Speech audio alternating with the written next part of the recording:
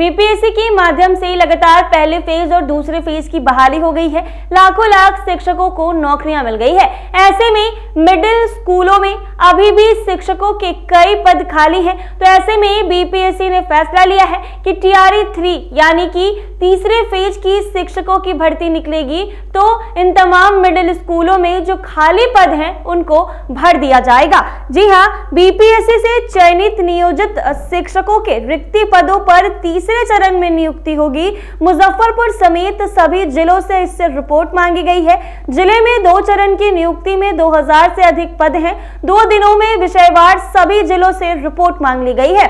सूबे में लगभग 25,000 पद रिक्त है। माध्यमिक शिक्षा निर्देशक कन्हैया प्रसाद श्रीवास्तव ने इसको लेकर सभी जिले के डीईओ को निर्देश दिया है। विभाग ने 4 फॉर्मेट भेजा है जिसमें अलग अलग जानकारी भरनी होगी। निर्देशक ने कहा है कि पहले और दूसरे चरण में बीपीएससी द्वारा नियुक्ति की कार्रवाई की गई है। पुण्य तृतीय चरण में नियुक्ति की कार्रवाई की जानी है। पहले और दूसरे चरण के तहत नियुक्ति शिक्षकों में स्थानीय निकाय के शिक्षकों की संख्या लगभग 20 से 25,000 के आसपास है। ऐसी स्थिति में स्थानीय निकायों से रिक्त हुए पदों की गणना कर उसे प्रशासी पदवर्ग समिति से विद्यालय अध्यापक के पद का सृजन कराना है। डीईओ ने कहा है कि पहले चरण के कई ऐसे नियोजित शिक्षक हैं तो दूसरे चरण में भी नियुक्त हुए हैं। ऐसे में दोनों आवंटन के बाद रिक्ति की गणना कराई जा रही है। उच्च स्तर माध्यमिक और 6 to 8 और 1 to 5 तक में रिक्त हुए विषय का नाम तथा स्थानीय निकाय के शिक्षक जो पहले और दूसरे चरण के तहत विद्यालय अध्यापक के पद पर नियुक्त हो गए हैं, उनकी रिक्ति डीईओ अजय कुमार सिंह ने कहा है कि दूसरे चरण की नियुक्ति शिक्षकों का अभी विद्यालय आवंटन नहीं हुआ है। पहले चरण के कई ऐसे भी नियोजित शिक्षक हैं जो दूसरे चरण में भी नियुक्त हुए हैं। ऐसे में दोनों आवंटन के बाद की रिक्ति की गणना सभी प्रखंडों से करवाई जा रही है।